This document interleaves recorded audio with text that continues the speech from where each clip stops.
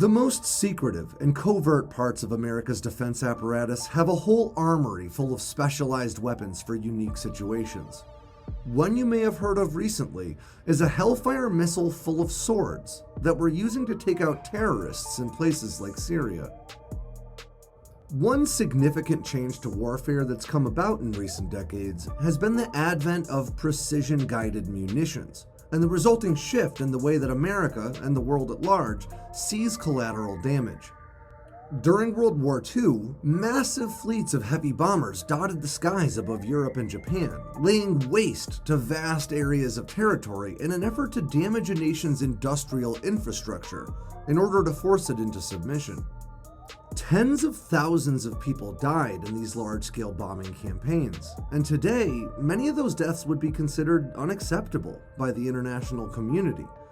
Precision-guided munitions with ever greater accuracy and range have replaced the carpet bombing doctrine with a more cost-effective and civilian-friendly precision strike mindset. Today, collateral damage is not a thing of the past, but its metrics have shifted significantly. While carpet bombing raids may have killed hundreds or even thousands, today, the loss of a dozen civilian lives is often considered just too big a price to pay to engage even the most dangerous of targets. Now let's be clear, this shift is undoubtedly a good thing from the macro perspective, but it also creates a number of new challenges for America's defense apparatus that's tasked with engaging terrorists outside of America's borders. It takes weeks, months, or even years to gather all the necessary intelligence on a target before you might finally have an opportunity to take them out. But if that target is surrounded by civilians, as they tend to do for protection from these very airstrikes, there's a chance the US military may miss its only opportunity to engage a high-value target. And that is where the AGM-114R9X comes in.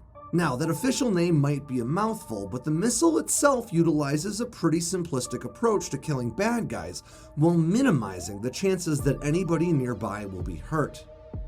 The AGM-114R9X is, at its most simplistic levels, just a Hellfire missile with the explosive warhead removed from the center portion of its body.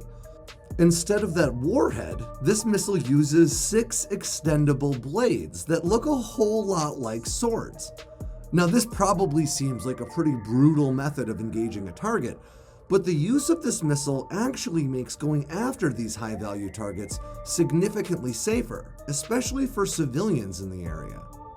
While a traditional Hellfire missile utilizes explosive force and shrapnel from its body to kill its target and really anyone else in the vicinity, the AGM-114R9X deploys its 6 swords upon impact with its target. Each blade is approximately 18 inches long, giving the missile a kill radius of only about 3 feet. Couple that with the Hellfire missile's extremely accurate targeting capabilities, and you have a weapon that can take out a bad guy without worrying about a large explosion that could potentially hurt others. Now, this highly specialized weapons development began, as you might expect, under the CIA. It started back during the Obama administration, and to date, it's only been used in combat a handful of times that we're aware of. In each of those instances, these precision weapons appear to have been employed by the US's Joint Special Operations Command, or JSOC, though it's not entirely clear as to whether or not there's overlap between CIA and JSOC operations in terms of leveraging this specific missile in combat. This Ninja Sword Hellfire missile, as some have taken to call it, saw a sharp uptick in press late last year after it was used twice in less than a week to kill 2 different terrorists in Syria. The first strike took place on December 3rd, when an AGM-114R9X was used to engage the passenger seat specifically of a minivan in the Syrian city of Atme. The second took place somewhere between Afrin and Azaz, once again killing its target without injuring a single bystander.